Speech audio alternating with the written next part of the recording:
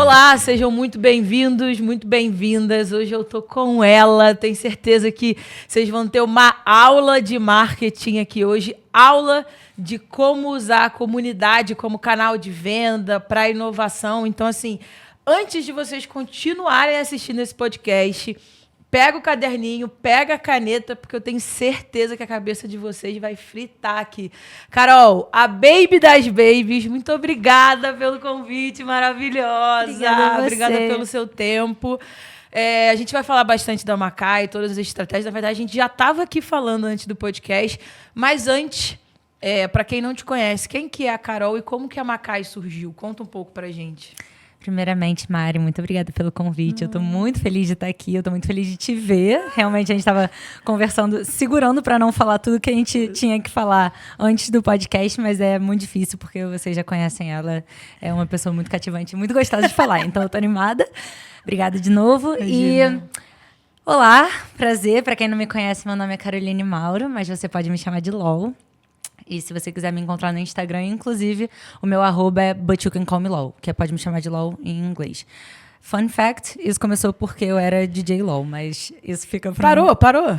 Ainda continua, né? Eu vi esses dias que você tava... Foi uma estratégia na Macai durante um período, mas a gente pode entrar nisso. Eu tô falando que é uma aula. 2 minutos de podcast. A minha vida é um grande reflexo da marca. A marca é um grande reflexo da nossa vida.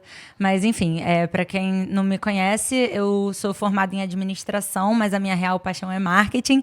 E eu tenho uma empresa chamada Macai, que antes era Macai Biquíni, mas ao longo do tempo a gente foi expandindo aí as categorias. Hoje a gente faz moda praia, moda casual e fitness.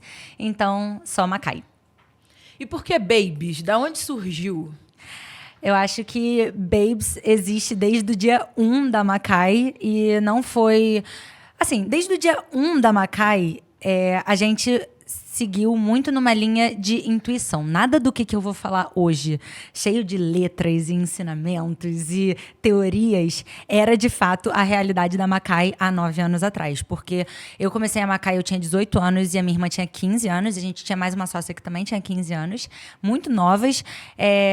A partir de uma necessidade nossa de moda praia para o nicho jovens mulheres. A gente comprava biquíni com aqueles vendedores de praia, sabe? Aqueles que têm guarda-chuva, que ficam andando com um monte de biquíni.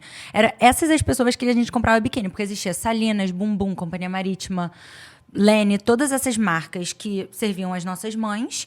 E essas marcas, se tinham opção menor, era kids. Então, o público dos adultos era servido e o público das crianças era servido e a gente ficava ali, ou era um PP dos adultos, ou era uma modelagem grande das crianças. Então, a gente era mal servido. E numa viagem para o exterior, a gente viu essa modelagem e era assim, Estados Unidos, tá? Na nossa cabeça, 10 anos atrás, Estados Unidos era fralda, que eles vendiam como biquíni e a gente ficava, como é que a gente, produtor de moda praia, conhecido mundialmente, não oferece pra gente? E aí, enfim... Resumindo a história, a mãe dessa nossa amiga era dona de uma confecção, botou muita fé pra gente começar. Os meus pais nem botaram tanta fé quanto a mãe dessa nossa amiga. Obrigada, tia Mara, nossa fada madrinha. E meio que deu o caminho das pedras, assim, pra gente em relação a fornecedor, em relação a processos, em relação a como que a gente começava um negócio.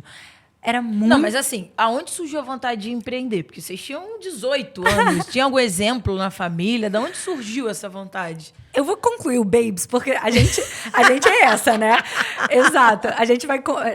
Os assuntos... Tem muito assunto para falar e eu vou tentar abordar todos. Mas o Babes, desde o início, como foi muito sempre na intuição, a gente não tinha uma teoria que hoje eu entendo que é um fator muito poderoso você nomear a sua comunidade, porque a partir desse nome as pessoas conseguem se identificar como tal. Mas, antigamente, era só a gente, tipo... as meninas que compram na Macai, qual é o nome delas? Vamos dar um nome para elas. E elas ficaram Babes. Eu lembro, até dando créditos, que há 8 anos atrás existia essa marca, que ela tinha uma comunidade que ela chamava de Babes, era uma marca australiana, era Moana Babes. E a gente falou, tipo, Macai Babes. Então, não é crédito 100% da Macai, mas hoje a gente se associou muito com o Babes da Moana Babes de 10 anos atrás. E aí, como a gente começou a empreender, foi porque Não era minha vontade, era a minha irmã com 15 anos e toda a inocência dela chegou e falou, logo vou lançar uma marca de biquíni. Eu estudava administração. Não te perdoei porque ela não tá aqui. Ela tá em São Paulo e não veio pro podcast. Desculpa, Ju, desculpa, Ju. Eu não sabia que você vinha para São Paulo. Como eu disse, eu organizei o meu podcast para vir falar aqui. O meu podcast não, minha viagem. Mas eu não tinha vontade de empreender tão nova. Eu fazia faculdade de administração e até como exercício na faculdade eles faziam tipo, vamos fazer o seu plano de carreira. Meu plano de carreira era, com 20 anos, eu vou estagiar numa multinacional de surf, porque meu sonho era, tipo, Board School, que é aquele grupo de marcas Quicksilver, Roxy e tal. Enfim, eu queria estagiar numa multinacional voltada para o universo do surf, da moda praia.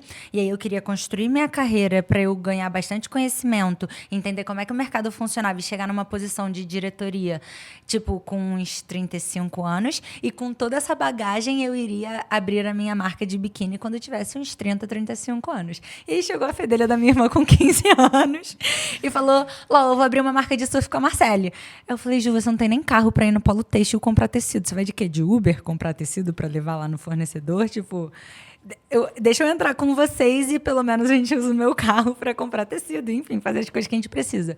E foi assim que começou a minha trajetória empreendedora. Gente, que loucura. Que loucura. Que gostoso escutar, né? Ainda mais saber onde que vocês estão hoje, assim. Então, acho que tem muito... eu acredito que muito das babies também tem esse desejo e essa admiração por vocês, por essa trajetória, né? Foi uma coisa que... de novo, há 10 anos atrás, esse boom do empreendedorismo não era uma possibilidade quando a gente estava na faculdade de administração. Eu lembro que quando a gente estava fazendo o plano de carreira, empreender, principalmente com 18 anos, não era isso que a gente vê hoje no Instagram de, você conhece um costureiro, você printa uma estampa numa camisa de t-shirt, você tem 5 produtos... Empreender não estava nesse hype que está hoje, porque hoje está hypado. E nem na facilidade, assim, de acesso à informação mesmo. Como eu falei, a gente teve uma fada madrinha que entregou essas informações numa bandeja de prata pra gente, porque não existia TikTok com 1000 empreendedores falando, é assim que você faz para desenvolver uma ficha técnica. Assim, hoje existe informação de tudo para tudo, sabe? Então, eu sinto que também a barreira de você começar a empreender caiu muito pelo acesso à informação, pela facilidade que você tem de acesso ao seu consumidor. E-commerce foi uma coisa que realmente virou a chave pós-pandemia, mas antes da pandemia era uma coisa muito Gen Z você ter um e-commerce. Então, a gente foi muito inovador em vários aspectos, assim, mas não era uma coisa tipo, eu entrei na faculdade querendo empreender, não era nenhuma possibilidade. Então, quando a minha irmã chegou, de fato, com esse desafio, a gente tomou 100% como hobby, nunca como uma trajetória empreendedora. Foi no 4º ano da empresa que a gente chegou e falou, tipo, vamos estruturar esse negócio. Ficou grande demais, né? Nem grande demais, mas ficou insustentável a gente levar da forma que a gente estava levando, sabe? Então, a gente entendeu que ou a gente fazia direito ou a gente não fazia, porque... enfim, muitas complicações acabaram surgindo. Eu lembro. E no começo, quais foram as dificuldades? Que a gente gosta de contar, né? De vitória, mas tem muita coisa que dá errado para dar certo, né? Isso a gente não conta no Instagram e nem no TikTok. Com certeza. Eu acho que é mais fácil contar as vitórias do que contar as derrotas, assim, até em quantidade. Porque não é nem derrota, mas, cara, muito aprendizado. Muito aprendizado. Desde entender tempo de calendário e tempo dos nossos fornecedores e como... ter todos os processos com os nossos fornecedores. A gente desenhava as peças em palitinho nos nossos primeiros fornecedores. A gente pegava um papel e fazia, tipo, um triângulo com 2 cordas em cima e levava, tipo, 2 biquínis que um tinha a corda do jeito que a gente queria, o outro tinha o recorte do decote do jeito que a gente queria. E a gente falava, eu preciso que... A gente... Era muito básico, sabe? Então, a gente realmente foi aprendendo muito ao longo do tempo, entendendo que quando a gente manda uma ficha técnica ruim, a gente tem que fazer 10 vezes o mesmo piloto, porque realmente não tem todas as informações que o modelista precisa. Mas, assim, em relação à distribuição de tarefas, é a importância de ter hoje, em termos técnicos, um organograma, mas de cada um ter as suas responsabilidades e cada um ter a sua função para ninguém passar por cima de ninguém e a gente não ter tanto retrabalho nas discussões e, enfim... as pessoas se desenvolverem dentro das áreas, sabe? E teve muita dificuldade de quando a gente começou a gerir pessoas. Nossa, eu acho que essa foi... Até hoje, né? Exato, mas assim, no momento inicial, assim, que a gente passou de não ter para funcionários, ser só a minha irmã e eu, para ter funcionários e ter que dividir o nosso tempo entre operação e gestão, caraca, foi muito desafiador. E aí entra o negócio da cultura. Então, eu sinto que a gente sabe... Mas foi desafiador por quê? Porque você sentia dificuldade de se impor ali por ser uma jovem, ou porque você não sabia, Muita ou falta porque de você se conhecimento. culpava. Porque fazer gestão não é trivial, não existe uma fórmula mágica. Por mais que tenha muito conteúdo, a gente vai aprendendo isso no dia a dia, o que fazer, o tom de voz, o que não falar. Mas o que realmente foi difícil para você naquele momento? Era se posicionar? Era o não saber? Era saber se você estava fazendo certo? Aliás, a gente acaba tendo uma responsabilidade na carreira dos funcionários muito grande, né? Eu sinto que, de uma forma geral, falta de conhecimento. Porque eu falo que meu sonho é ser uma estagiária na Farm. Entendeu? O que acontece Alô, lá? Farm. O que acontece lá todos os dias. Porque eu, hoje, tendo um contato maior com o mercado, eu entendo que nenhuma empresa é tão estruturada quanto a gente pensa, e isso me dá uma calma no coração. Total. Mas eu sinto que, assim, o limite de conhecimento dificultava essas etapas, porque a gente sabe o que a gente sabe até hoje. Mas se vier um novo desafio amanhã, sei lá, eu tenho que internacionalizar minha marca amanhã, vai ser muito desafiador esse processo, porque eu não tenho esse conhecimento. Mas, especificamente em gestão, aí... realmente, eu acho que até hoje uma das nossas maiores dificuldades, pessoas, sempre vai ser uma grande dificuldade como um todo, assim, porque lidar com uma coisa tão complexa como o ser humano é sempre muito desafiador, mas eu sinto que teve muita questão de insegurança. Então, uma coisa é eu dentro do meu trabalho, outra coisa é eu com uma outra pessoa. Então, tem a expectativa que eu tenho sobre essa pessoa e a forma que eu me comunico tá passando a cultura da empresa e a forma que a gente quer se posicionar e os nossos valores. Eu aprender a ser uma líder e entender a diferença de uma líder para uma chefe. Eu entender como que eu divido meu tempo entre todas as funções que eu tenho de operação e todas as funções que agora eu tenho de gestão e como que essas pessoas precisam ser nutridas, cuidadas, orientadas e evoluídas. Então, assim, mas eu acho que a principal que me pegou no início e que hoje eu me sinto orgulhosa de ter conseguido evoluir era a questão que eu tinha de insegurança em relação à minha liderança, sabe? Eu sentia que eu era uma líder muito diferente do que eu via do mercado, mas eu entendi... O que é o diferente? Eu era muito boazinha, eu era muito humana, eu era muito empática, eu era muito flexível, eu era muito divertida, de certa forma, e eu sentia que as referências eram diferentes. A gente busca um pouco por aprovação, né? E eu não acho que tá errado, tá? Eu não acho que todas as coisas que eu falei que eu sou estão erradas. E eu não acho que...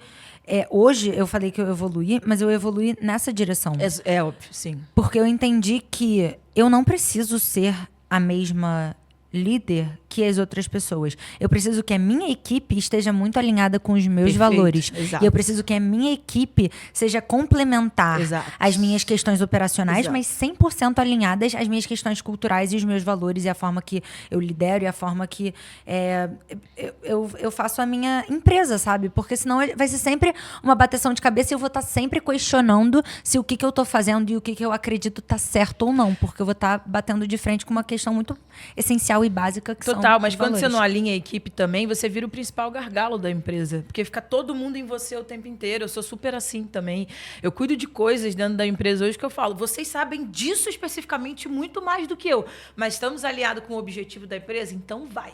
Vai que o palco é de vocês, né? Mas eu sinto que isso também é um perfil da empresa. De tipo assim, a gente na Macai também busca muito por pessoas que têm essa autogestão, sabe? Eu preciso que eu fale, tipo, alinhe para a pessoa qual é o objetivo da empresa, quais são as suas responsabilidades, o que a gente espera de você, e se você quer crescer com a gente, eu espero que você consiga ser dono, entre aspas, dessa responsabilidade, sabe? Eu preciso que você agregue valor nisso, e não eu agregue valor e você opere. Porque senão eu vou estar sempre tendo que estar construindo com você. E eu preciso que você me ajude a construir essa parte da empresa para que que todas juntas chegamos nesse mesmo objetivo. Então, como eu estava falando, eu preciso que as pessoas estejam alinhadas culturalmente com a área, com a empresa, mas eu preciso que as pessoas também estejam muito alinhadas de perfil com a empresa, porque eu também cobro essa autogestão das pessoas. Não, eu também, super. E o que você não tolera em gestão, Carol?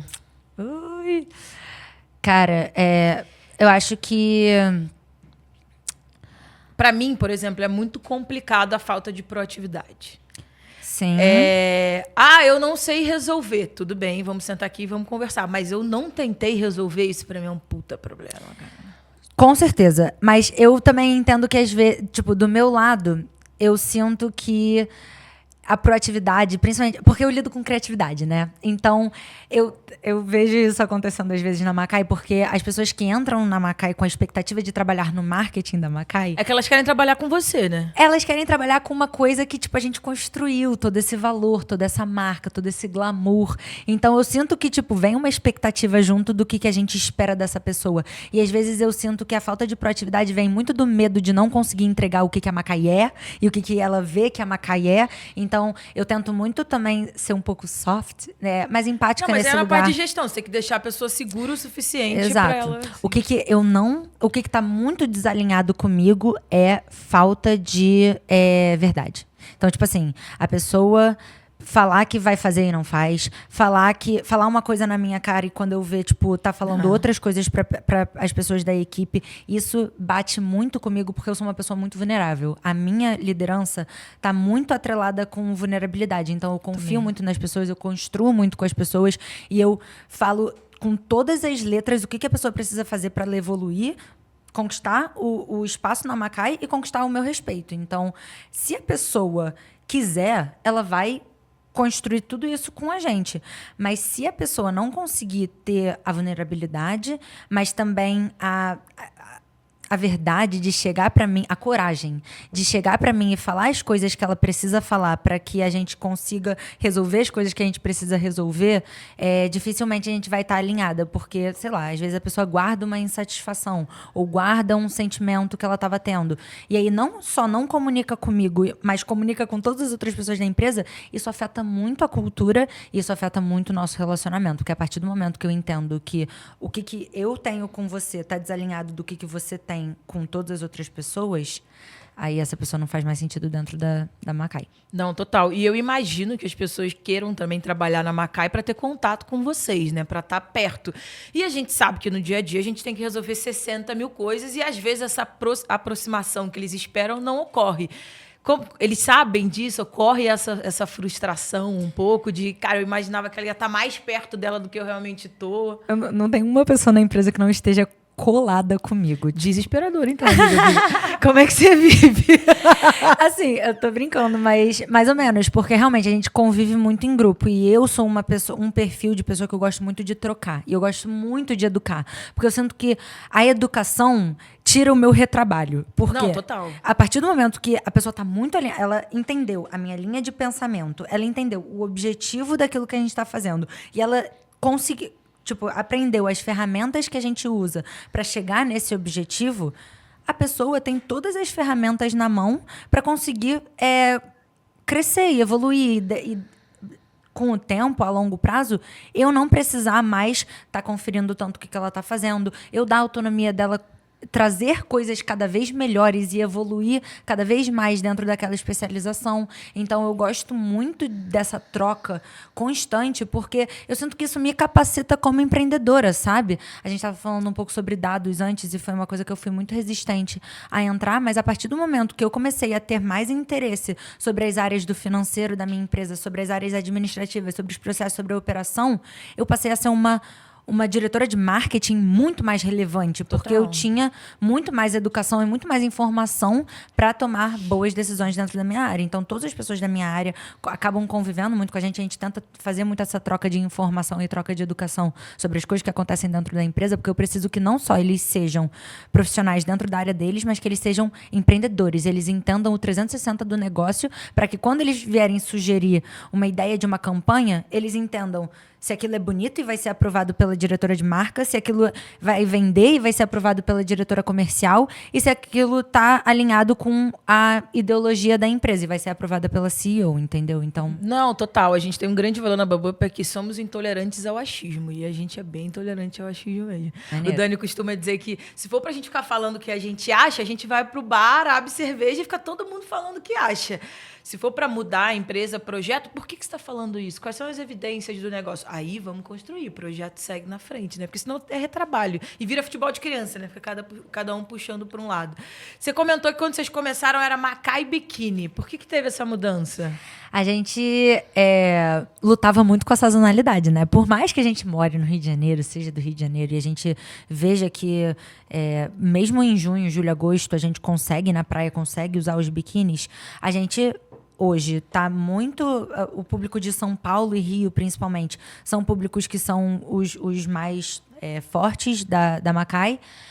E a gente vê a sazonalidade, assim, tremenda nas épocas de inverno, quando a gente estava vendendo só biquíni. Então, a gente ficava pensando em formas de conseguir vencer essa sazonalidade, combater essa sazonalidade. E começamos, na verdade, com uma coisa que não está nem no nosso mix de produto, mas você estava comentando como a gente conquistou essa autoridade como empreendedoras, porque a gente falou muito sobre a nossa trajetória, principalmente na Macai. Tipo, a gente falava muito sobre empreendedorismo feminino no Instagram da Macai. Então, a gente conquistou a nossa autoridade. A gente fez isso, na verdade, porque a gente via que era uma coisa que o nosso público tinha muito interesse. E por a gente, lá atrás da nossa estratégia, era oferecer conteúdo de valor para as nossas clientes como uma forma de se destacar do que as outras marcas estavam fazendo, a gente vê que quando a gente compartilhava sobre a nossa trajetória, as pessoas engajavam muito. Então, a gente começou a compartilhar mais conteúdos de valor em relação à nossa trajetória, dicas de produtividade, fizemos uma collab para fazer planners, agenda. Deu muito certo, criamos um Instagram paralelo e começamos a fazer papelaria criativa para empreendedoras femininas. Legal. Só que aí passou a ser muito complicado lidar com um fornecedor de biquíni. Outro business, né? Exatamente. Porque aí, nessa mesma época, a gente começou a fazer roupa para combater a sazonalidade. Tipo assim, roupinhas. Então, era coisas complementares a, tipo, uma saidinha de praia, uma sainha, da mesma estampa sempre do biquíni que a gente lançava. Mas só para ter, tipo, um produto secundário que seria um aumento no ticket médio ali do biquíni. Você está vendendo para o mesmo cliente no final do dia, né? Exatamente. Seu CAC é o mesmo. Exato. E dava para aumentar ali o PA fácil, porque era uma coisa que... Começou a gente falar em sigla, sem querer. Mas é tipo a peça por atendimento. A gente conseguia aumentar a quantidade de peças por atendimento se a gente botasse uma coisa que a gente sabia que era do mesmo gosto, do mesmo estilo e da mesma venda ali, do mesmo universo daquela cliente. Então, a gente conseguiria aumentar. Tipo, ao invés de comprar só um conjunto de biquíni, ela compraria um conjunto de biquíni e uma blusinha. Então, ou tipo assim, tá frio, não vai conseguir comprar o conjunto de biquíni, eu comprava uma blusinha e um chaveiro. Então, a gente começou a fazer esses produtinhos complementares assim para combater a sazonalidade. Mas nessa mesma época, a gente começou a fazer papelaria criativa. Ficou muito difícil fazer papelaria criativa e a gente voltou atrás. Não, eu imagino. E hoje a gente tem esses 3 segmentos, que é, então, moda praia, e que hoje já está sendo superado por moda casual. Então, hoje a gente vende mais roupa até do que moda praia. E fitness, que é a nossa... Como é que é? Menina dos olhos... Não. Também esqueci. Mas enfim, aqui. Mas vocês entenderam. A nossa menina dos olhos lindos, porque ela exato. vende igual água. É onde está dinheiro, meu amor. É onde está o nosso giro, assim, é onde a gente consegue... Bota, vende. Lança um modelo novo, sell out. E a gente está tentando entender qual é essa fórmula mágica que a gente fez na Ness, que é uma coisa que... Ness de fitness, wellness. Então, a gente chama de Macai Ness. Mas que também... coisas que a gente vai aprendendo no negócio. Hoje a gente está tirando o nome Ness para voltar para ser só Macai, porque confunde o nosso cliente. Eu ia te perguntar muito isso. Confunde o cliente. Então, tipo, da mesma forma que Macai Biquíni confunde o cliente de achar que a nossa marca é só biquíni, Ness confunde o cliente porque ele fica, o que é Ness, o que é Macai, qual é a diferença de Ness para Macai, eu compro no mesmo lugar. Então a gente vai cada vez mais entendendo mais a nossa marca e, como eu falei, a gente só sabe o que a gente sabe até hoje. Amanhã a gente pode eu costumo dizer também que existe uma parte do nosso cérebro das coisas que a gente sabe, das coisas que a gente não sabe, mas a maior parte das coisas que a gente não sabe que a gente não sabe, né? E aí é nessa jornada que a gente vai aprendendo. Mas assim, vamos trazer para o tangível aí, o pessoal que tá querendo vender para o mesmo cliente. A gente lidera aqui o movimento de olhar para a base e vender para o mesmo cliente. Aliás, você já gastou com ele já está dentro da sua base, o que eu posso vender a mais para ele? Quando você começou a vender roupa fitness e roupa normal, é roupa normal que fala? Nem sei, né? Casual. Casual. É difícil botar um nome, porque a nossa roupa é zero normal, mas ao mesmo tempo ela é muito normal, exato, sabe? Então... Exato. Foi por entrevista, porque vocês são a cara da Macai, né? Então, foi uma necessidade de vocês ali. Então, a Márcia, por exemplo, da Fast Cover, ela já teve aqui, ela criou um modelo de negócio pela praticidade que ela precisava no dia a dia, que era, eu preciso entrar num salão e fazer escova sem ter hora marcada. Então, esse mix de produtos de vocês veio pela própria necessidade de vocês, veio por pesquisa de mercado, alguém pediu e você falou, pô, faz sentido. Inicialmente veio por necessidade nossa. Eu sinto que a Macai é um grande reflexo dos nossos momentos de vida. E quando eu digo nosso, eu e Ju. Uhum. Então, no início da Macai, a gente fazia só biquíni e roupa de sair. Se você tiver filho, você vai lançar Macai Babies? My First Macai, óbvio. Tipo, o nome já tá pronto, né? Não tem nem como não ter Macai Babies. Vamos acelerar aí, pessoal. É só a primeira engravidar, assim. É só... Porque é isso, tipo, é um reflexo da nossa trajetória de vida. E eu tava até conversando com um amigo meu hoje que trabalha naquela marca Deus. Uhum. E a gente tava conversando sobre a essência da marca e como que uma marca consegue consolidar esse peso de marca. Como você faz uma marca legal, sabe? Uma marca que as pessoas amam. As famosas love brands. Love brand é marca que está conectada com propósito, com essência, com verdade. E não tinha como a gente fazer uma coisa diferente do que traduzir a nossa verdade para fazer uma marca muito relevante. Porque a Macai começou sendo um reflexo de uma necessidade nossa, que era a falta de biquínis moda praia para jovens adultas. Então, a gente foi e a gente começou a fazer biquínis pra gente. E aí, a gente viu que as nossas amigas queriam. E aí, a gente botou num quiosque numa praia, lá pra vender num final... Anunciamos no Instagram, vendemos falamos, esse final de semana vai ter venda da Macai no quiosque K8 lá na Barra, apareça. Nessa época, você já era influencer ou ainda não? Zero. Mas a gente teve uma outra fada madrinha aí, que foi a nossa amicíssima Bruna Grifão, que estava no Big Brother ano passado. Ela era muito amiga da minha irmã na escola e ela já fazia malhação naquela época. Então, eu lembro que na época que a gente lançou, a gente conquistou, 20 mil seguidores, que era uma coisa bizarra, em 6 meses. E foi muito porque a Bru usava muito os nossos biquínis.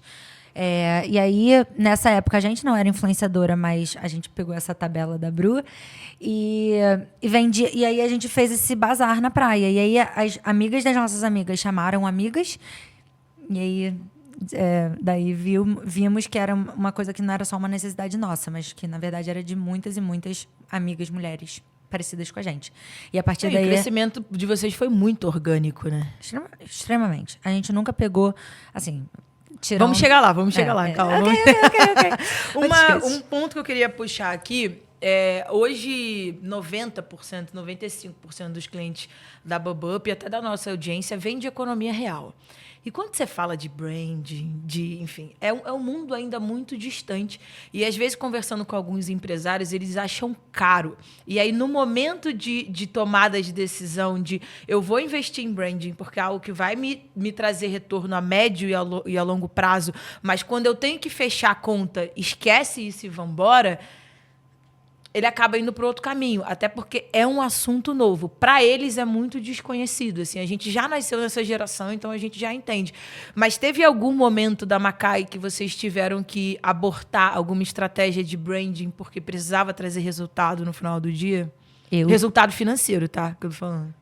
Eu todos os dias. É a minha luta eterna com o financeiro da empresa, porque É isso. É muito difícil encontrar esse sweet spot, esse tipo lugar que esse é o investimento que cabe para marketing, esse é o investimento que cabe para financeiro, porque sempre que a gente faz coisas comerciais voltadas para venda, desconecta de alguma forma da verdade, do propósito. Não, total.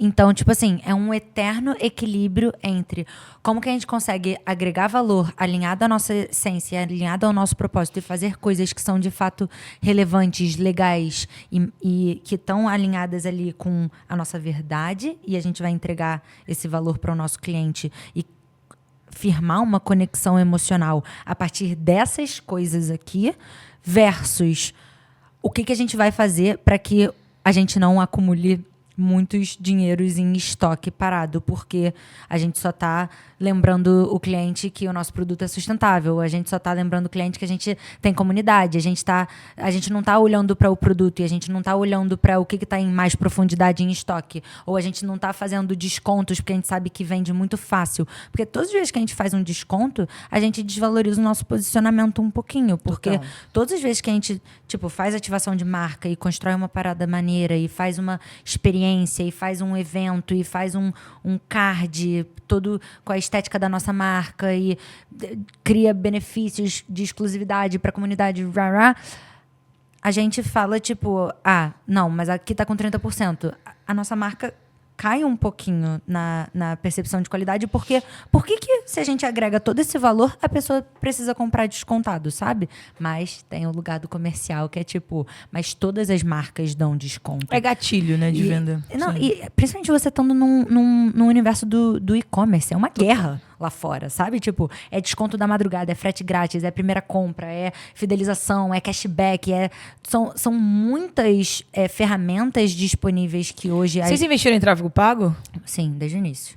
Desde o início não. Na pandemia a gente quadruplicou o nosso negócio com tráfego pago e desde a pandemia até agora a gente só vê o Meta comendo o nosso dinheiro. Exatamente. E não dando retorno. Entretanto, eu sinto que a gente pode falar mais sobre isso, porque eu acho que é muito interessante e tá muito alinhado com a nossa estratégia de agora, que é qualidade acima de quantidade. Então, hoje... Mas aí você tá precificando de outra forma, né? Em relação a quê? Se a qualidade melhorou, você mexeu no preço ou ainda não? Em relação a tudo, sim. Mas eu tava falando mais especificamente de, até estratégia de ads hoje. Tá, entendi. A quantidade de ads que a gente faz versus a gente fazer 3 muito bons, ou a gente postar 3 vezes todos os dias. E tráfego pago é jogo de constância, né? Não adianta você ir lá e vou investir R$1 milhão e acabou. Nunca mais ninguém sabe quem que é você. Mas também na estratégia do copy, mas também na estratégia da segmentação, mas também na estratégia do criativo que você vai estar falando para o público que você vai estar falando, se é topo, meio, fundo de funil. Então, você ter essa qualidade de conhecimento, essa qualidade de estratégia impacta 100% na necessidade de investimento que você vai fazer, entendeu? Porque uma coisa é você botar R$25 mil e falar, bota no topo de funil aí e ver o que acontece. Outra coisa é você fazer, uma estratégia toda segmentada, voltada para, o calendário da sua empresa. Mas aí você tem 3 estratégias diferentes, topo, meio e fundo? Ou você começa no mês no topo, no meio do mês vai pro meio, e no final do mês você faz CTA? Eu tenho 25 estratégias diferentes, uma para cada momento do mês e uma para cada segmento da minha base. Então, e muito teste. Porque a gente também entende a necessidade de, isso não tá funcionando, para esse criativo, vamos botar outro criativo com outro copy para ver se ele funciona um pouco melhor. Ou faz um teste AB, entrando nos negócios mais nerd, mas, vamos fazer um teste AB para ver qual performa melhor e depois de 7 dias a gente pausa o que não está performando tão bem. E a gente vai entendendo o que funciona melhor para cada tipo de estratégia, o que funciona melhor para cada tipo de funil, o que funciona melhor para cada tipo de campanha, porque a gente vai ter a campanha do primeiro cliente e aí a gente não pode botar o mesmo criativo que a gente vai botar para quando a gente está fazendo uma ativação para fundo de base. Então, a gente investe em tráfego pago e sempre foi uma estratégia que manteve... A gente fala que é a manutenção das nossas vendas, sabe? Mas é interno? O quê? O seu tráfego pago? Sempre terceirizado. O meu também mas é uma discussão que eu gosto de ter sempre. Assim. Gostaria de ter essa discussão. Eu acho difícil ter interno, eu acho que é difícil achar essa pessoa interna. Pelo menos foi difícil pra gente achar essa pessoa interna. Então, o meu é terceirizado e eu tô gostando. Mas eu sinto que a inteligência do negócio não fica comigo, isso me incomoda um pouco, sabe? Mas eu também sinto que se essa pessoa não for muito proativa em relação a estar se atualizando aos conhecimentos da área, a falta de referência de você ter outros cases que você trabalha dentro da sua agência e ter outras informações e você tá sempre profissionalizando a sua equipe, uma galera que é especializada nesse tipo de conhecimento, porque eu vejo isso acontecendo na minha equipe, tipo, tem que ser muito puxado pelos gestores e pelos diretores saída da caixa, né? Exatamente, essa evolução e esse olhar de fora de, tipo, eu fiz isso agora com a minha equipe, eu olhei olhando de fora do que versus a galera que está muito lá na operação do dia a dia, eu falei, cara, eu acho que o que a gente está fazendo não está mais relevante para o público da Macai. Vamos pensar como é que a gente vai fazer tudo diferente. Eu acho muito difícil uma pessoa que está dentro do dia a dia dessa operação ter essa capacidade de olhar para o trabalho dela e falar, tipo, putz, acho que tá diferente do que o mercado tá fazendo. Ou não. Enfim, discussões são válidas, discussões, sabe? Eu acho que é momento de negócio também, né? Acho que é momento de negócio e estratégia, assim, é o que eu tô te falando. Hoje me incomoda essa gestão do conhecimento não tá interna, porque hoje está com terceirizado, mas é isso, ele também tá em outras empresas, então também vai trazendo novidades, né? Entendi. Então, a gente, por exemplo, segmentou a campanha esses dias para quem tem iPhone 14 para cima, porque é o nosso público, né?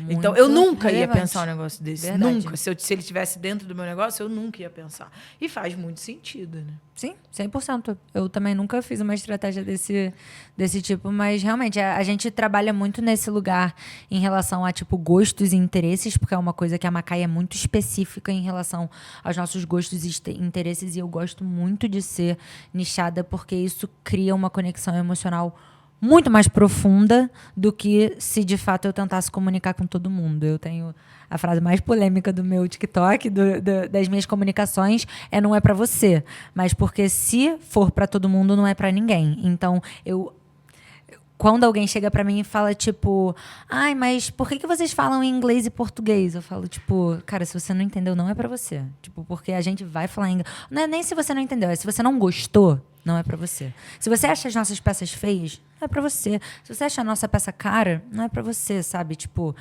porque é uma coisa que se eu ficar escutando sempre muita opinião de todas as pessoas, eu nunca vou fazer alguma coisa muito relevante pra alguém. E é o grande posicionamento da geração Z, né, Carol? A geração Z, ela tem esse posicionamento, né? Eu acho que a nossa geração... Você tem quantos anos? 28. Também.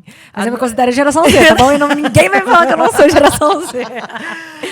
Uma coisa que eu sinto muito, a gente estava até conversando isso aqui antes de começar o podcast, é que a nossa geração, ela foi para um outro extremo da geração dos nossos pais. Então, nossos pais vieram, a gente falou, eu não quero isso aqui de jeito nenhum. Volta para o outro lado. Eu sinto que a geração Z, ela sabe equilibrar mais esse rompimento, sabe? Ele já vem com mais maturidade do que a gente fez, assim, sabe? Então, quando, por exemplo, a gente estava falando aqui de conversar com empreendedores que são mais sêniores, digamos assim, de estrada, tem muita coisa que a gente vai falar e eu quero puxar esse assunto porque eu imagino o quanto você deve ter sido e é incompreendida também, né? Mas, ao mesmo tempo, o quanto isso ajuda, porque encurta caminho. Uma coisa que eu aprendi desde o começo é aprender com o erro dos outros. Então, eu sempre fui uma criança que eu gostava de sentar do lado dos adultos para ficar escutando, enfim. Mas quando a gente olha para frente, a gente estava falando sobre o consumo da geração Z, eles são muito posicionados. Não tem como. 100%. E a gente fala que é a geração das bandeiras, mas ao mesmo tempo a gente tem o grande conflito que é a geração da sustentabilidade, mas também é a geração que mais consome na chain. Então tem esses conflitos e essas dualidades e eu acho que vem um pouco por causa da imaturidade e por causa do excesso de informação e... Cara, 21 anos é formação de caráter, é formação de personalidade, é formação de opinião. Você não é nada. Você tá um monte de coisa. Então, eu também sinto que eu filtro um pouco mais do que antes. Eu era muito, tipo... Eu sentia muito essa pressão das querências da geração Z e das bandeiras da geração Z, porque já basta a minha pressão e as minhas querências. É isso. Porque eu sou geração Z e eu vejo, tipo, os meus valores, como eles refletem nas nossas tomadas de decisão e como a gente pensa diferente do resto do mercado e como que isso ajuda até a construir uma marca a longo prazo, porque a gente está tomando decisões que realmente ajudam a gente a ter verdade, ter essência, ter propósito, ter todas essas bandeiras que são coisas que comunicam muito com a geração Z. Mas Eu sinto que também é uma geração que a gente tem que filtrar muito, porque é uma geração que muda de opinião de mês em mês, temporada em temporada e até o próximo. Sério? Você tá me desconstruindo agora. Eu achei que eles Sim. eram mais... Bem posicionados, não. Tipo, eu vejo isso na dualidade do negócio da Shein, entendeu? Eu fui muito... E assim, eu entendo que é uma questão... Porque... Cara, sabe o que realmente forma opinião? Algoritmo. Então, se você consome um determinado tipo de conteúdo com uma constância, o algoritmo vai entender que você se comporta dessa forma, você tem esses gostos e você tem esses valores, e ele vai, de certa forma, te manter dentro daquele vórtice e daquela bolha, porque o objetivo dele é te manter preso naquela rede social. Você já viu aquele documentário das redes? O Dilema das Redes. O Dilema das Redes. Já vi. Ele fala sobre como que o algoritmo, a plataforma, é formada para... Falando nisso, compra um negócio que eu te mandei final de semana. Eu fiquei final de semana todo viciado naquele negócio. Quero muito. Compra, fiquei viciada. É um card de jogos, de produto. Pergunta. Exato, depois a gente... Ela mostra pra vocês. Mostra. Mas, sim, quero muito... Mas é exatamente isso, entendeu? De como que a plataforma é formada para você estar mais ali dentro. Então, se você não tomar cuidado de ter outras opiniões dentro da sua formação de senso crítico e buscar outras fontes de conhecimento, senão aquela coisa que a gente consome durante 5 minutos, toma como verdade, não checa a fonte e continua consumindo dentro daquele algoritmo, dentro daquele conteúdo, dentro daquela bolha, eu gosto de confundir o algoritmo. Eu também. Eu amo confundir o algoritmo e eu amo treinar meu algoritmo. Assim, porque ele tem esse lugar negativo de estar te prendendo ali. Se você não tiver a capacidade de entender qual é o seu limite, o quanto que aquilo passa a ser tóxico, entender as limitações e como tornar aquilo uma ferramenta positiva, pode ser um grande motivo de procrastinação, um grande motivo de ansiedade e várias outras questões que realmente atrapalham o seu dia a dia.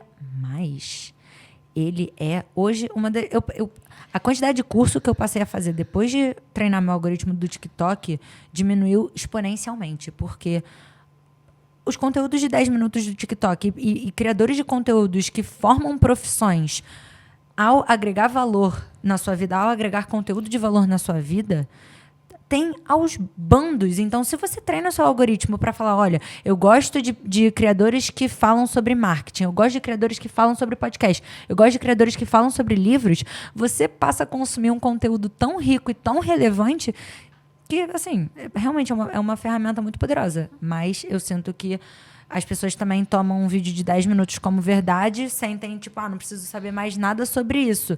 E, realmente, você pegar um livro e passar 2 semanas lendo hoje é muito desafiador quando você tem um TikTok aí que está te estimulando ter realmente uma informação, um consumo de conteúdo muito relevante, muito rápido, mas que não treina as pessoas a irem buscar outras fontes de conteúdo, outras fontes de conhecimento, e acabam ficando um pouco enviesadas em relação aos valores. Fomos um pouco deep demais, mas eu acho que essa é a minha opinião em relação à geração Z. Tem uma questão, se você não está pagando pelo produto, você é o produto. E se você é o produto, já enviesou. Você já tem que desconfiar disso, né? Fato. Já desconfiem, estourem a bolha de vocês do algoritmo. Igual quando a coisa que mais me pedem é, me dá um curso de marketing, mas assim, barato. Vamos conversar sobre isso. Exatamente. Eu queria um curso de marketing digital, mas eu queria um curso barato. Eu falo, linda, você quer um conhecimento barato também? Porque se você investir numa coisa muito barata, o conhecimento vai ser barato. Óbvio que existem muitas coisas acessíveis de valor e tal, mas, cara, pra eu, por exemplo, pegar os meus 10 anos de empreendedorismo, os meus 8 anos de empresa, todos os investimentos... Aí eu já gastei muito dinheiro Meus erros. O órgão que mais dói no ser humano chama o bolso. E quando a gente fala de erro é porque doeu no bolso. 100%. Mas assim, eu também... Eu considero, principalmente dentro da minha carreira empreendedora, os meus erros aprendizados, sabe? Não, é impossível eu ter chegado nesse lugar sem erros. Então, por mais que doa no bolso, eu também passo o pano na minha trajetória e falo, tipo, LOL, você deu o seu melhor na época que você podia. Terapia, né, amor? Terapia. Amém, sério, fez o que deu conta. Um dia. Mas cara, eu me esforcei muito para ter essa bagagem de conhecimento que eu tenho, sabe? Sim. Então, se algum dia eu fosse fazer um curso e botar o meu conhecimento, eu acho injusto as pessoas esperarem que fosse uma coisa barata. Porque se você gosta tanto de saber as coisas que eu tenho de conteúdo e aprender a minha experiência, e, enfim, gosta das coisas que eu compartilho, você não vê valor nisso? Como é que você espera que, tipo, eu não cobre o valor disso? Porque sabe? eu acho que o mercado, ele tá muito... Aí entra no assunto que eu perco a paciência, que são os gurus de mercado, né? Aí a galera entra falando que vai te ensinar a ganhar dinheiro, e você vai fazer curso, e é 997, aí você compra, aí é educação de mercado, né? Aí vamos mudar de assunto, porque isso me estressa um pouco. É muito desafiador, cara, porque a gente tá numa plataforma onde tá todo mundo já viu a relevância do infoproduto. E todo mundo já viu a exponencialidade que é você botar um produto de, sei lá, R$150 na internet, e se 1.000 pessoas comprarem, aí você tem R$150 mil. Então, tipo Com assim, uma margem gigantesca, recorrência, dado, porque tá tudo dentro da sua base, quem comprou, quem não comprou. aí investe num tráfego pago ali e faz uns clipes relevantes. Corta aqui, o pessoal finge que tá num podcast. Demos uma fórmula pra você fazer o seu infoproduto. Por favor, não, entendeu? Porque, assim, eu não sei... Não, por favor, não mesmo. Em que momento do mercado... Porque, cara, é impossível. Eu sinto que isso já vem mudando no empreendedorismo, porque a gente teve essa onda também no empreendedorismo, onde eu sentia que eu competia com as influenciadoras que viam que podiam pegar a influência dela e botar em produtos, então elas estavam fazendo marca de biquíni, sei lá, marca de biquíni estava todo mundo fazendo. As empresas que já eram consolidadas no mercado, as pessoas que tinham fábrica e espaço na fábrica e criavam uma marca para vender biquíni, as influenciadoras e pessoas públicas que faziam marca de biquíni, as empreendedoras de faculdade que achavam o máximo ter uma marca e criavam uma marca de biquíni. Então todo mundo tinha uma marca de biquíni. E assim, quando você chega ali na marca dos 2 anos e você vê que ter uma marca de biquíni não é só postar foto no Instagram, não é só compartilhar o seu processo criativo, e sim gestão fiscal, contabilidade e um monte de coisas que acontecem dentro da carreira empreendedora, as pessoas passam a desistir. Então, eu tô vendo essa curva do empreendedorismo diminuir drasticamente, porque é isso. E eu espero que nesse lugar do infoproduto também tenha essa curva onde o mercado em conjunto fale, tipo, isso não valeu a pena. Essa pessoa que tem essas características, sei lá, pessoas que nunca fizeram nada de relevante na sua trajetória profissional e vai te ensinar como ser uma pessoa braba profissional. Assim, não cabe. Mas eu também acho que tem pessoas... Aí é difícil falar realmente, porque eu acho que tem pessoas que estudam muito e trabalham muito e consomem muito conteúdo e vão... Tem uma didática muito boa, tem uma vocação para a educação e consegue passar esse conteúdo com uma didática muito boa, uma apresentação muito boa, de uma forma que às vezes outros profissionais de mercado não consigam. É que eu gosto de aprender com quem faz. Eu acho que vai muito de perfil aí também, né? Faz parte. E não vou nunca tirar o mérito de fato dessas pessoas, porque eu não vou ler livro de pessoa que não é um case de sucesso, sabe? Mas, enfim, outro papo. Quando a gente se conheceu, você tava numa dúvida gigantesca, né? Vou pra fora, abro loja física, expondo meu e-commerce. É verdade. E você tava... Eu não sei o que eu faço e tal. Eu até tentei ir pra Portugal, eu acho que eu nem te falei dessa. Não. E eu falei, Carol, faz um evento. Evento sempre tem ouvido no chão. Você vai escutar a demanda do mercado e no evento você vai saber. Passou alguns meses, Macai no Shopping Leblon. Agora eu quero saber o que aconteceu. Antes, eu vou contar essa ideia que a Mari me deu, que eu anotei no meu caderninho e apresentei pro meu financeiro. Mas quando a gente foi fazer a operação, ficou um pouco difícil para a operação que a gente tinha. Mas a ideia da Mari foi muito boa, porque é isso, a gente estava explorando o mercado e entendendo... Mas porque é caro, fazer evento é caro. Exato, e pra gente ficou difícil de, tipo assim, como que a gente conseguia formatar uma estrutura que não ficasse com cara de bazar, mas que a gente tivesse, tipo... A ideia era, a gente queria conhecer mercado e conectar com a comunidade de uma forma mais offline, e conectando com essa comunidade a gente ia entender um pouco mais o comportamento do consumo offline, e dessa forma a gente ia ficar claro qual seria o nosso próximo passo em relação a se a gente ia abrir uma loja física, se a gente ia fazer pop-up, se a gente ia entrar em multimarcas. Então a ideia da Mari era a gente montar meio que uma estrutura para fazer um road show, Exato. lembra? Então a gente ia ter tipo uma estrutura de araras, cabides, puffs, uma coisa realmente que a gente conseguisse montar um cenário Macai, vamos supor, móvel e fazer Macai on the road. Macai on the road e fazer esse evento de pop-up ao redor do Brasil. É uma ideia muito boa que eu ainda vou botar pra frente, com certeza. Talvez quando a gente for entrar no mercado de atacado. É uma ótima É verdade. Mas créditos 100% a Mari pra Não, sempre. imagina. Mas, realmente, na época que a gente estava falando, a gente sentiu que chega num teto orgânico, sabe? Que no início, quando você é novidade, todo mundo tá te conhecendo e seus números estão crescendo e você é uma marca que, tipo, as influenciadoras acabaram de conhecer. Enfim, era uma marca nova. Era mais fácil a gente ter esse sentimento do crescimento. Mas quando a gente passa é muito fácil você deixar de fazer R$100 para passar a fazer R$1.000 e de R$1.000 passar a fazer R$10.000. Mas quando você entra na parte dos R$100.000 fazer R$1 milhão, aí o negócio vai ficando mais complicado. E do R$1 milhão passar para R$10 milhões é mais difícil ainda. Então a gente foi vendo essa dificuldade de triplicar o nosso negócio, que era uma coisa que a gente fazia muito no início, para um processo mais de formiguinha, assim. Então, quando a gente entrou nesse bate-cabeça de, cara, a gente não cresce mais o nosso faturamento no e-commerce como a gente crescia antes, quais são as nossas possibilidades? O que a gente vai fazer? E a gente olhou muito para esse termo que hoje a gente chama de expansão comercial, que é ampliar os canais onde a gente oferece Macai. Quando a gente volta para o básico do marketing, é ali olhar nos 4 P's quais são as nossas praças e o que a gente tá, tipo, aonde que você consegue encontrar Macai. Porque se hoje você só consegue encontrar porque varejo é um jogo de distribuição, né? Exatamente.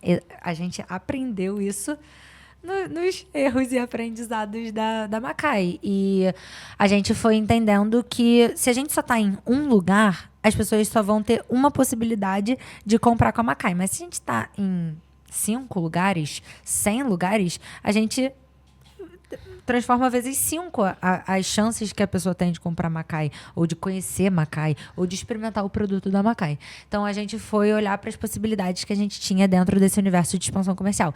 E aí a gente optou nessa época por internacionalização, porque eu falei, cara, vai ser a gente sempre trabalha muito no posicionamento da Macai, construção de marca da Macai. Então a gente falou, tipo, vai ser uma possibilidade interessante da gente posicionar a Macai de fora para dentro, assim, que a gente ainda não tem, tipo, todo o hype que a gente gostaria de ter, mas se a gente tiver, tipo, Macai disponível no Rio e em Lisboa, a gente ficou, tipo, acho que isso soa legal pro nosso público e vai ser uma coisa que vai ser até mais fácil, às vezes, da gente entrar num shopping, porque a gente já é internacional. Sei lá, isso surgiu da minha cabeça, porque eu não pensei. Não, mas, sim. Tipo, a ideia isso gera ótima. autoridade, Exato, né? ótimo. Só que a gente não tinha operação nem calendário, porque é isso, tipo, a gente vai entendendo quais são as barreiras que a gente tem para cada uma das etapas que a gente quer ir. E a gente deu o passo, a gente encontrou uma pessoa que ia fazer a nossa distribuição de atacado em Portugal, mas teve um choque cultural de trabalho muito grande. Esse foi o passo número 1. Teve o ajuste do calendário, que a gente ainda não tinha um calendário de atacado. Então, tipo assim, a gente só conseguia vender pronta entrega. Ou seja, a gente só conseguia vender produto que já estava disponível na Macai para essas pessoas. Então, quando a gente vendesse o verão da Macai, a gente ia estar vendendo no verão da Europa, que é 6 meses depois. Então, se as pessoas da Europa entrassem no nosso Instagram, essa coleção ia estar 6 meses atrasada, e aí não era relevante. Então, enfim, a gente foi vendo e a gente entendeu que internacionalização, então, não seria a opção. A opção que hoje está dando super certo. Antes dessa opção, a gente foi para multimarca também, mas era multimarca consignado, que a gente entendeu que também era uma solução, um canal muito pouco expressivo para o nosso faturamento comparado com o esforço que a gente tinha de operação, de separar esses produtos e estar sempre abastecendo esses pontos físicos e estar sempre botando novidade, estar comunicando e relembrando as pessoas de que esses pontos existem e existe Macai dentro desses pontos, e levando influenciadora e verba para marketing para todos esses pontos, para o retorno que a gente tinha, porque multimarcas trabalham com muitas outras marcas e, enfim, era difícil da gente fazer um retorno. E aí passamos para o que a gente encontrou, o nosso enfim, nosso queridinho de hoje, o que vem trazido uma receita muito significante pra gente, e a gente não botava fé, porque a gente falava, a gente é DNVB, que é tipo Digital Native Vertical Brand, que são marcas nativas digitais, nascidas na internet. A gente falava, cara, a gente é Gen Z, sabe? E se a gente pegar esses tantos milhões que a gente vai botar em loja, porque a gente achava que tinha que ser um investimento de milhões, o que a gente descobriu que não era, principalmente para essa loja de shopping. Foi na casa das centenas, mas poucas centenas. Então, não era uma coisa que foi esse investimento gigantesco que a gente achou que ia precisar abrir mão de grande porcentagem da nossa empresa, porque a gente não tinha esse dinheiro em caixa. A gente entendeu que o investimento que a gente fez nessa loja física era um retorno muito positivo para a Macai e que a gente agregava muito na experiência da cliente. Porque como a gente era nativa digital, a gente falava, e se a gente pegasse esse dinheiro que a gente quer investir em loja física e botasse em marketing digital? Você acha que aí a gente não veria o que de fato seria o nosso teto? Será que a gente não pode explorar essa possibilidade no digital? E ainda é uma dúvida nossa, tá? E é uma dúvida válida. Claro. Porque... Não, e acredito que vai ficar durante muito tempo, porque... E é um caminho, acho que não tem resposta certa, exato, né? Você vai percorrendo e vai descobrindo que vai fazendo mais sentido. Exatamente, né? A gente nunca pegou centenas de milhares e investiu numa bolada, tipo, num curto prazo no marketing digital para ver, de fato, o que a gente conseguiria trazer de venda. Mas a experiência do online tem sido tão relevante em tantas esferas diferentes, porque a gente conseguiu uma proximidade muito maior com a nossa comunidade. A gente está tendo feedback muito qualitativo, tipo... A experiência do offline. A experiência do offline Desculpa, eu falei online?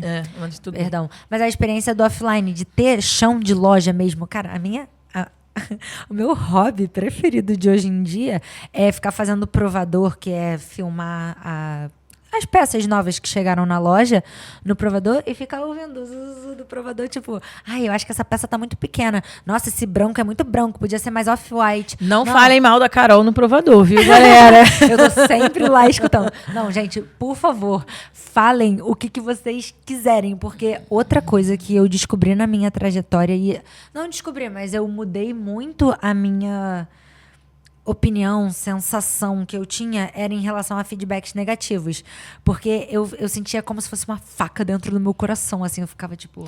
Mas é porque o empreendedor, em algum momento, ele tende a romantizar o produto, né? Porque o meu produto, isso faz parte do amadurecimento. Conforme você vai amadurecendo gestão, que é o que você falou, na verdade, isso é um presente quando a gente escuta um negócio desse. Teve algum feedback desse que mudou um pouco do rumo da Macai?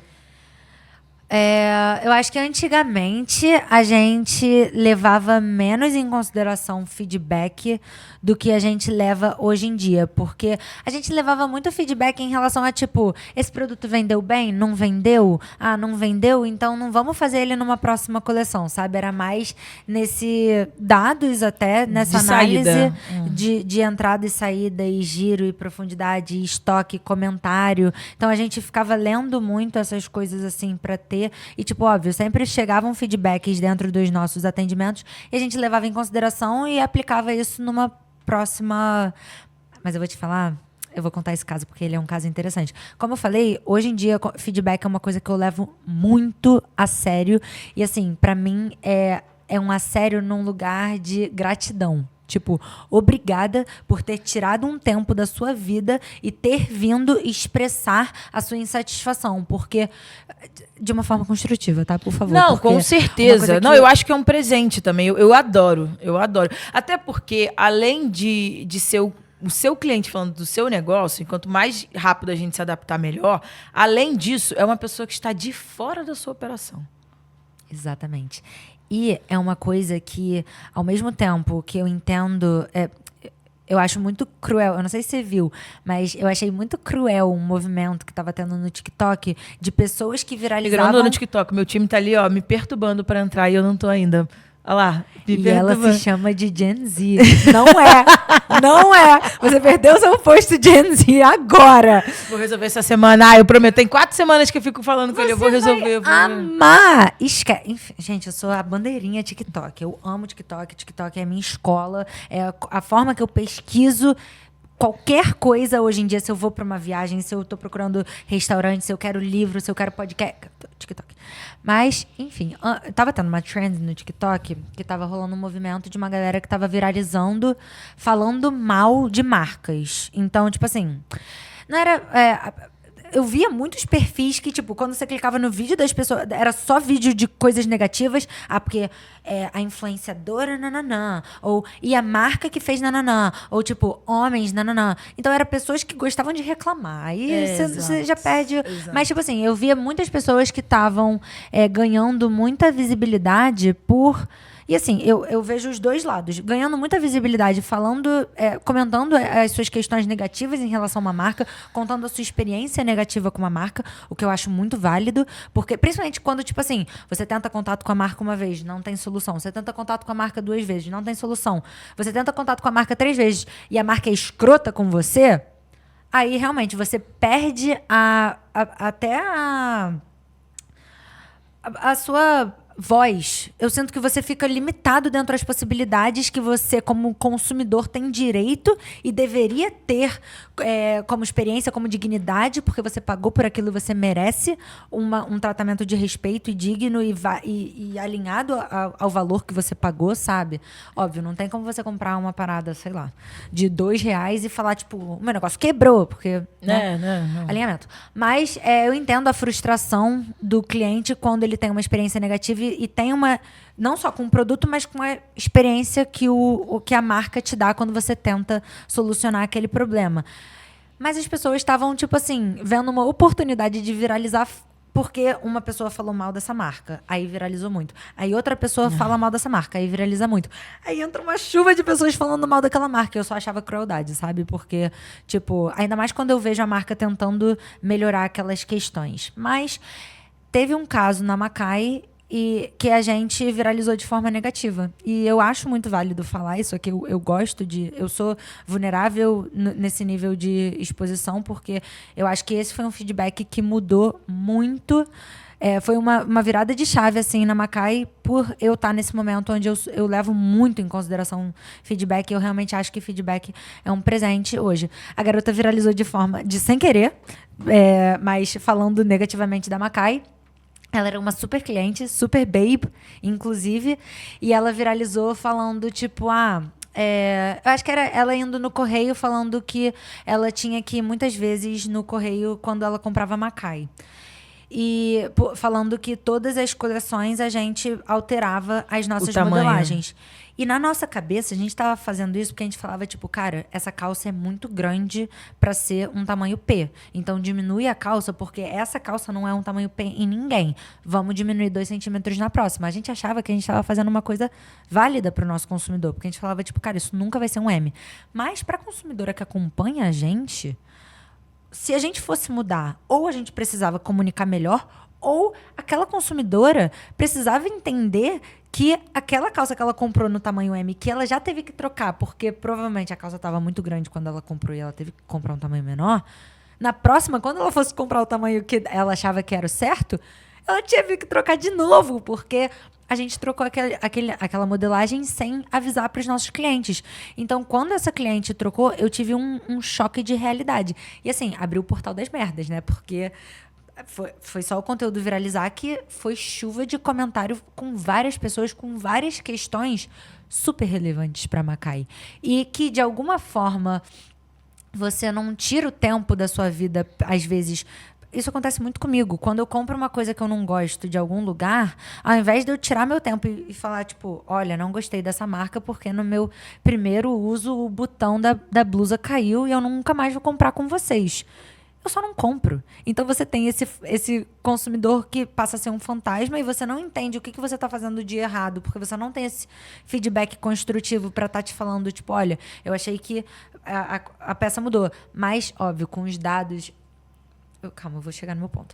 A gente entendeu a partir desse feedback que a gente teve, desse post viralizado, eu passei horas lendo todos os comentários das pessoas e o que as pessoas estavam falando, porque isso me deu uma base ótima. Deu a entender qual era a opinião geral que as pessoas estavam tendo sobre a Macai. E não a opinião geral, porque eu também não vou achar que todas as pessoas me odeiam, né? Tipo, Sim, eu óbvio. acho que às vezes a gente fica um pouco tendenciosa a isso quando a gente é cancelado na internet de alguma forma, porque a gente atrela o nosso valor àquela situação. Total. E é difícil você não se botar nesse lugar, sabe? Mas eu acho que exige também muita empatia do lado da pessoa que está recebendo essa crítica, de entender o que você pode construir em cima disso e o que você pode validar daquela insatisfação da sua cliente. E foi dessa forma que a gente se posicionou, sabe? Então, eu respondi a menina, ela fez um segundo vídeo e foi muito legal isso, porque a gente vê que a marca tá fazendo um trabalho maneiro quando, mesmo a gente tendo, tipo, gerado essa porta do ódio,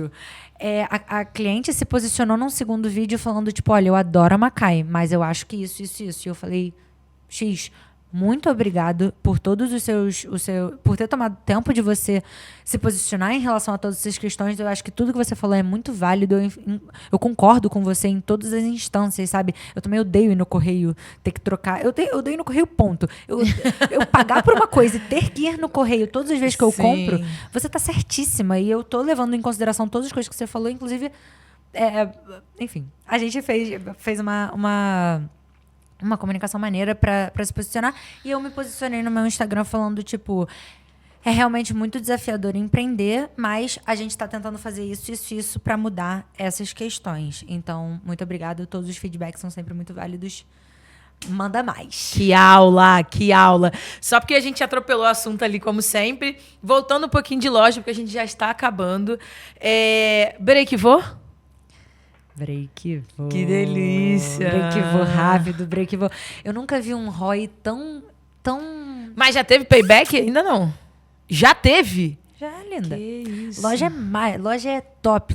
E assim, a gente tava falando hoje até de tipo, qual foi a nossa fórmula mágica? Porque foi uma coisa realmente que a gente acertou ali óbvio, na construção de marca, no desejo que a gente já existia de ser um produto que é muito válido da pessoa querer experimentar, porque é uma coisa muito íntima, é uma coisa muito, tipo, biquíni, sabe? Roupa, é uma coisa que mexe muito com a sua autoestima, muito com a sua autoconfiança. Então a gente sabia que era uma coisa não só que as pessoas queriam muito um ponto físico, mas que muitas pessoas não compravam porque elas queriam um ponto físico, e que a gente sabia que a gente tinha muito essa sensação de, tipo, quando a gente entrava no estoque, a gente ficava, tipo, cara, eu queria que todos os clientes tivessem a sensação de entrar no estoque da Macai, porque era tudo lindo e colorido, cheiroso, e a nossa paleta de cores, e cheiroso, e interessante, e, tipo, fazer os nossos olhos brilharem, assim, e a gente queria que as clientes tivessem essa experiência, essa oportunidade também. Então a gente sabia que o nosso ticket também ia aumentar bastante na loja, porque a gente tinha essa sensação entrando no estoque. Quando você tá num processo de e-commerce, é muito mais racional, porque quando você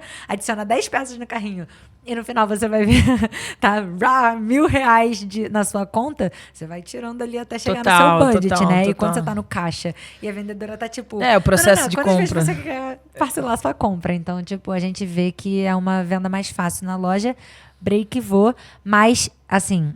Eu dou muito crédito à nossa diretora comercial, que montou uma equipe maravilhosa, muito caixa grossa. Nath e Glenda foram uma dupla. A Glenda na nossa expansão comercial, de ajudar em várias coisas que a gente não sabia, tipo negociação com shopping, projeto de arquitetura. Vamos conversar, amo. Cara, ela é mara. Glenda, musa. E a Nath, que foi uma pessoa que foi até um desafio para ela, e isso é muito legal dentro da Macai. A Nath, ela entrou como atendimento na Macai há 5 anos atrás.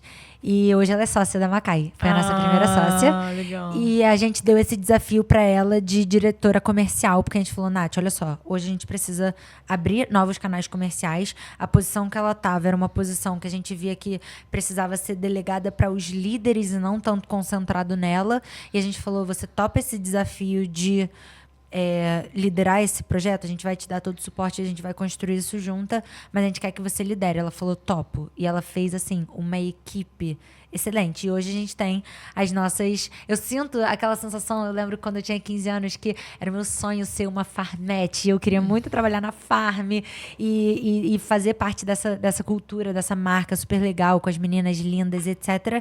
E hoje a gente tem meninas maneiríssimas que são 100% a cultura da Macai. Elas, cada uma tem o seu perfil de Instagram. Legal, e interpretam legal. a identidade da Macai da forma delas e constroem o storytelling delas e vendem pra caramba, muito atrelado, tipo, porque elas são a essência da Macai. Então, a Nath formou essa equipe de uma forma muito brilhante, que a gente tivesse vendedoras que estão muito alinhadas ali com o que a gente gosta, com o que a gente acredita, e suprimo uma demanda que já era da nossa galera de experimentar os produtos. Nath, maravilhosa. Sou de vendas Nath, também, então assim, tirando chapéu aqui pra você. Próximo espaço da Macai, Carol. Eu quero abrir uma loja em cada lugar do país. Não, mas brincadeiras à parte, eu acho que a gente vai continuar nessa expansão comercial. A gente sente que... Eu amei esse contato com a nossa comunidade, sabe? A gente é uma marca de pessoas, a gente é uma marca de comunidade, a gente é uma marca de experiência, a gente é uma marca de marca. E eu sinto que não tem nada que a gente tenha feito de tão legal e relevante na Macai como ter tido esse contato offline com as pessoas através da nossa loja, principalmente a nossa loja, mas um canal que a gente quer também conseguindo exponencializar esse contato offline através do atacado. Então, eu sinto que a expansão comercial de pontos físicos, mas também o atacado estando ali... Podem vir. Fortalecendo. Inclusive, babes que gostariam de ter Macai nas suas lojas e gostariam de, enfim, conhecem alguma multimarca interessante, manda e-mail. Cara, a gente não conseguiu falar tudo, né? Claro que não. Parte 2. Vai ter que ter parte 2. Mas assim, o que você mais aprendeu? Quais foram as suas lições nessa sua jornada até agora, empreendedora? Muitas. Eu acho que todo dia é empreender. Se você realmente se entrega ao processo do empreendedorismo, se dedica, se conhece. Autoconhecimento é tudo nessa trajetória e nessa vida, assim. Mas principalmente nessa trajetória, como eu estava falando, eu era uma pessoa muito insegura em relação às minhas potências, à minha personalidade, ao que me fazia ser diferente. E... na minha trajetória de autoconhecimento, quanto mais eu ia me conhecendo e reconhecendo as minhas forças e me agarrando às minhas forças e evoluindo as minhas potências, mais forte ficava o meu trabalho e mais brilho eu tinha nesses lugares que eu realmente abracei, que eram meus, que eram os meus diferenciais. Então, eu acho que você confiar no que você é e buscar conhecer o que você é para estar conectado sempre com a sua verdade e a sua verdade estar refletida no seu trabalho foi uma fórmula muito de sucesso na Macai. Mas eu acho que, assim, se eu for dar uma dica para empreendedores,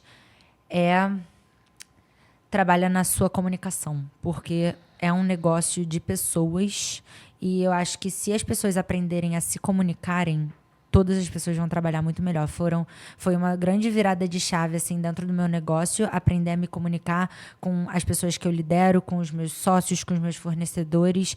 Eu estar falando de uma forma clara, firme, mas que também vem desse lugar de vulnerabilidade para eu conseguir me conectar com aquela pessoa e aquela pessoa entender o quanto aquilo é importante para mim. A comunicação foi um passo muito importante. Mas se eu puder dar mais uma dica para quem está começando... Eu sinto que busca algum lugar onde você vai conseguir ser diferente de todo mundo. Porque, como a gente estava falando, o empreendedorismo está muito em alta e as barreiras estão muito em baixa. Então, é difícil você se destacar nesse mercado que tem tantas pessoas falando, principalmente quando a gente está falando em mídias sociais, né? Tem muitas pessoas falando nesse mercado. Então, se você tentar olhar para todo mundo e para uma necessidade muito grande ou um público muito grande e de uma forma genérica, dificilmente você vai ou se destacar ou se conectar com alguém. Então, se eu estivesse começando hoje, eu buscaria alguma solução muito específica para alguém versus tentar alcançar o máximo de pessoas possíveis para ver com quem que cola. Porque eu acho que dessa forma você dificilmente vai colar com alguém. Não, total. Tem uma ferramenta chamada Matriz BCG. É bom para vocês darem uma olhada um pouco nisso. Tem uma pergunta que eu sempre faço aqui no final, eu vou te fazer também. Um recado para Carol do futuro. Oi.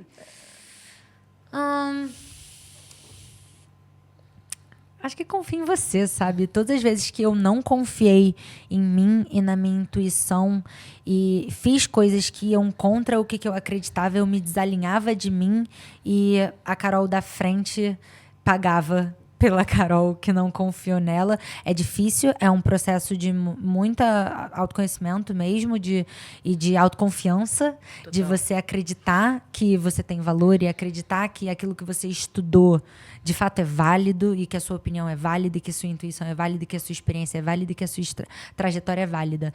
Porque eu acho que todas as vezes que você faz uma coisa que você acredita, mesmo que você erre, vai ser alguma coisa que você acreditava, sabe? Então, vai ser muito mais um aprendizado do que um desalinhamento do que você de fato acreditava em primeiro momento. Maravilhosa! Obrigada! Obrigada a você! Eu quero parte 2. Parte 2. Beijos! Beijos, muito obrigada.